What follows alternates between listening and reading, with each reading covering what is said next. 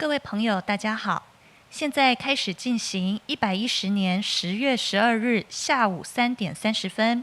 ，1012第18号台风外围环流豪雨事件记者会直播以及媒体线上采访。为我们说明的是林秉玉科长以及手语翻译王新强老师。大家好，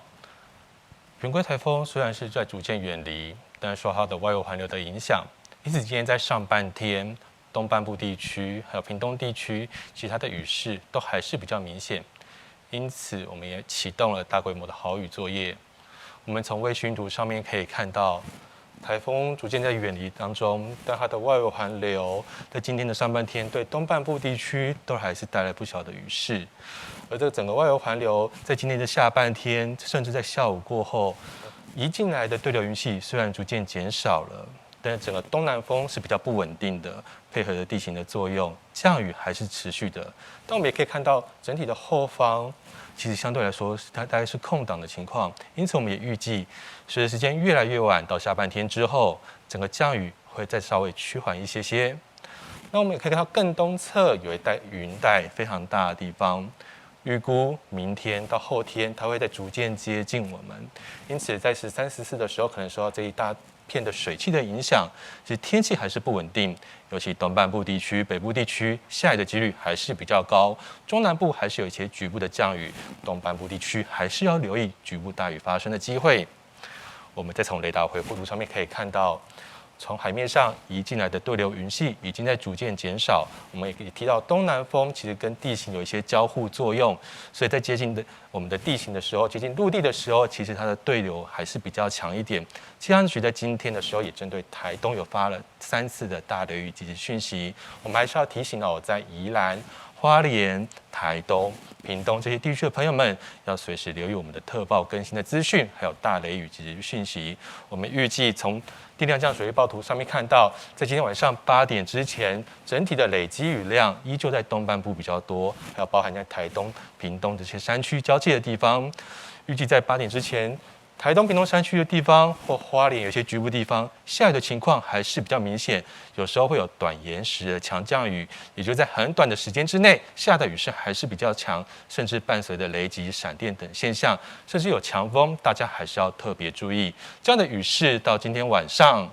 到明天白天，可以看到这整体的量值相对今天来说是减少了许多，但是我们看到雨势其实并没有完全的停下来，还是有一些局部大雨发生的机会。我们刚刚也提到，在明天开始东侧有一些水汽移入，因此对东半部地区带来的雨势还是不小，可能还是有局部大雨发生的情形，大家还是要特别注意。而且过去整体的降雨来说，在东半部、北部山区、台东山区、屏东山区都是比较多的，大家如果前往山区，特别要留意塌方落石这些情形。接下来我们来看一下明天后天的天气如何。明天整体来说，台风远离，那台湾的附近还是吹东南风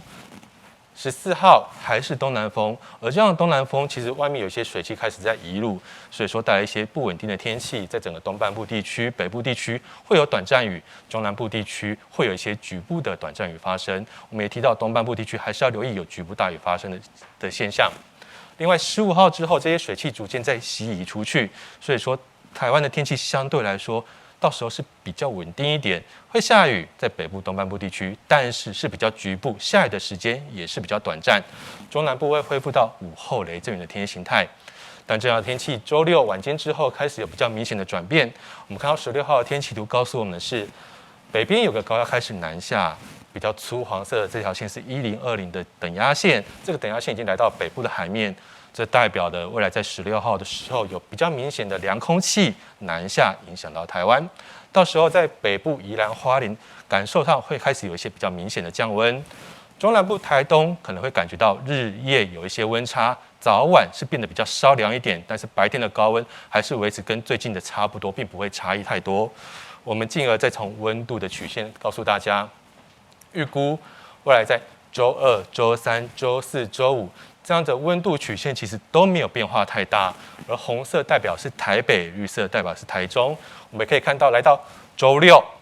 周日，刚刚提到就是周六有个北边的高压开始南下，带了一些凉空气下来，所以红色这个条线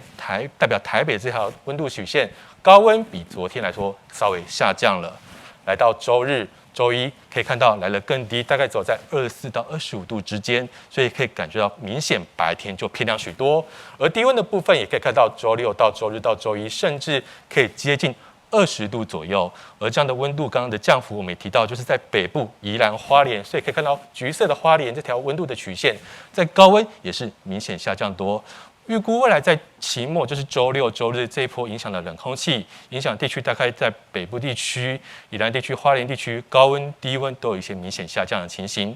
另外，在中南部、台东要注意，早晚是比较稍微偏凉一点的情况。而至于下雨的情况，可能在北部、东半部地区下雨的情况是比较明显，尤其在宜兰下雨的时间相对是比较偏长一点的。中南部还是要留意早晚的午后雷阵雨的天气形态。我们最后还是提醒大家哦。受到圆规台风的外围环流影响，今天下雨的情况持续比较明显，都还在东半部地区。我们刚刚提到，过去因为下雨的时间也比较长，大家前往山区活动一定要特别注意安全。至于在明后2天，台湾沿海的浪依旧都是比较大，如果没有必要，请大家先不要到海边活动。以上是今天下午的最新气象资讯。这节的直播记者会到这边结束，而这也是本次豪雨事件最后一场记者会。谢谢大家的收看，谢谢。